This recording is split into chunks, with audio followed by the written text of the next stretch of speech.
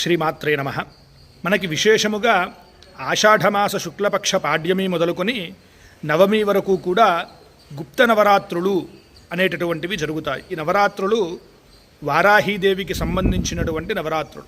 వారాహీదేవి మనకి ముఖ్యముగా సప్త మాతృకలలో ఒకరు. లలితాదేవికి సర్వ సైన్యాధిపతిగా నియమితురాలైనటువంటి దేవి కూడా వారాహీదేవి. ఇటువంటి వారాహీదేవి నవరాత్రులలో మనము విశేషముగా అమ్మవారికి సంబంధించినటువంటి స్తోత్రాదులు పారాయణ చేయడం ద్వారా, ఇంకా విశేషముగా వారాహి అమ్మవారిని అష్టోత్తరముతో భక్తిపూర్వకముగా అర్చన చేయడం ద్వారా మనము అనుకున్నవన్నీ కూడా నెరవేరుతాయి.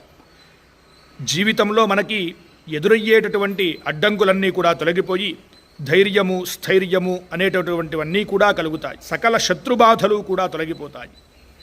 వారాహి అమ్మవారు మనకి సప్త మాతృకలలో ఒకరు అని చెప్పి ప్రస్తావన కూడా మీకు చెప్పాను. అనగా బ్రాహ్మీ, మాహేశ్వరి, కౌమారి, వైష్ణవి, వారాహి, ఇంద్రాణి, చాముండ వీళ్ళందరూ కూడా సప్తమాతృకల్లో. వీరిలో వారాహిమాత కూడా ఒక దేవత.